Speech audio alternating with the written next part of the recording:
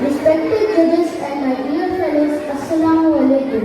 Today the topic of my speech is the Holy Prophet Muhammad sallallahu alaihi wasallam. The life of the Holy Prophet Muhammad, peace be upon, is a role model for every person of this world who believes in Allah and the Day of Judgment.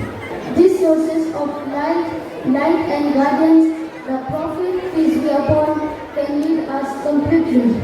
The world has been seeing a lot of scholars, philosophers and teachers, but none was as great as the Prophet Muhammad, peace be upon. Allah sent His messenger in every period of history to guide the humanity. The world has been waiting for the last prophet for centuries. This long wait was ended with the prophethood of the Prophet Muhammad, peace be upon. He was sent as the last prophet of Allah Almighty. His shariahs were regarded as the last message of Allah and the previous shariahs were abolished. وَمَا عَلَيْنَا إِلَّا الْبَلَاغُ. شکریہ محمد احسان عالم. بسم اللہ الرحمن الرحیم. آج میں آپ کے سامنے حضرت محمد مصطفیٰ صلی اللہ علیہ وسلم کی شاندار زندگی متعلق کچھ عرض کرنے جا رہا ہوں. سامعین اکرام، آپ صلی اللہ علیہ وسلم کی زندگی ہر طرح کے لوگوں کے لیے ایک مستقیم مثال ہے. آپ صلی اللہ علیہ وسلم کی پیدائش مکے میں ہوا تھا. آپ صلی اللہ علیہ وسلم کے والد عبداللہ ان کے پیدائش سے پہلے ہی وفات پا گئے اور ان کے والدہ کا نام آمینہ تھا. جب آپ صلی اللہ علیہ وسلم بڑے ہوئے تو لوگ انہیں ان کی صداقت اور ایمانداری کی وجہ سے صادق اور علامین کہتے تھے. خدا کی طرف سے انہیں 40 سال کی عمر میں ہی وحی نازل ہوئی اور وہ اسلام کا پیغام پھیلانے کے لیے نکل گئے. ان کی وراثت میں اسلام کی مقدس کتاب قرآن مجید شامل ہے جو پوری انسانیت کو راہ دکھاتی ہے. اگر آج ہم یہ دعویٰ کریں کہ ان سے محبت کی تو ہم سب سنت مطابق زندگی کریں گے اور نماز جو ان کی آخری کلامت تھی اسے مضبوطی سے تھامیں گے اور اللہ سے ان کی ہاتھوں اب توصیل کی دعا مانگیں گے. آمین. السلام علیکم. Next contestant, Parvez Mahmood.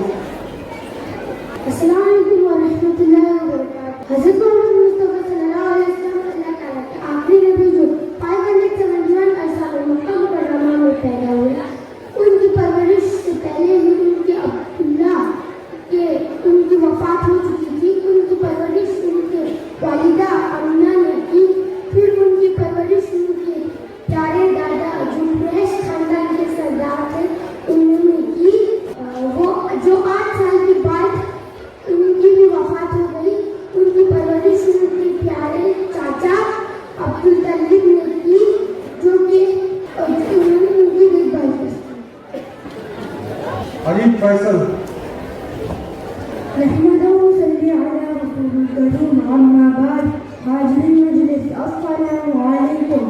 आज ईद मिलादुन नबी के जश्न के मौके पर चंद बातें हुजूर सल्लल्लाहु अलैहि वसल्लम के बारे में कहने का सुनहरा मौका मिला. ये हम सब की खुशनसीबी है. अल्लाह इसे कबूल फरमाए. हुजूर मक्का मुकर्रमा में पैदा हुए. आपके वालिद का नाम अब्दुल्लाह, माँ का नाम आमना था. आपकी पैदाइश से पहले ही आपके वालिद का इंतकाल हो गया था. आपको दादा अब्दुल मुत्तलिब ने पाला. उनके बाद चाचा अबू तालिब ने पाला और बहुत मोहब्बत से पाला. आपकी पैदाइश ऐसे वक्त में हुई थी जबकि सारा अरब जहालत के दौर से गुजर रहा था. न तालीम थी न इंसाफ था. जहालत, गुमराही और जुल्म का माहौल था. हर तरफ शिर्क का दौर था. मक्का में 360 बुत रखे थे. इनकी पूजा और इबादत होती थी. जुआ शराबान थी. छोटी बच्चियों को जिंदा दफन कर देते थे. ऐसे खतरनाक माहौल में हुजूर की आमद हुई और वो मक्का में पैदा हुए. आपकी आमद रहमतुल लिल आलमीन बनकर आई. सिर्फ अरबों के लिए नहीं बल्कि सारी दुनिया की इंसानों, जानवरों, पेड़ पौधों के लिए आप रहमत बनकर आए. 40 साल की उम्र में आपको नबूवत मिली. नबी बनने से पहले आप सादिक और आमीन के लक़ब से मशहूर थे. लेकिन जैसे ही आपने दीन की दावत देना शुरू किया, एक अल्लाह की तरफ बुलाना शुरू किया, वो सारा अरब आपका जानी दुश्मन बन गया. हर तरफ से आपको सताया गया. हर तरफ से आपको सताया गया. लफ्ज़ुल हद से बद हो गया. हर तरफ से आपको सताया गया. लेकिन आपने दीन की दावत की मेहनत को नहीं छोड़ा. आपका साथ चंद लोग दे रहे थे. मुसलमान होकर आपका साथ दे रहे थे. उन्हें बहुत सताया गया. उन्हें हर तरफ से तकलीफ पहुँचाई गई. लफ्ज़ुल हद से बद हो गया. तो हफ्सा मदीना की हिजरत की. मदीना वालों ने आपका पूरा साथ दिया. मक्का में आप 13 साल और मदीना में आप सिर्फ 10 साल रहे. 63 साल की उम्र में आपका वफात हो गया. आप दुनिया से पर्दा फरमा गए. अस्सलामु अलैकुम. भाई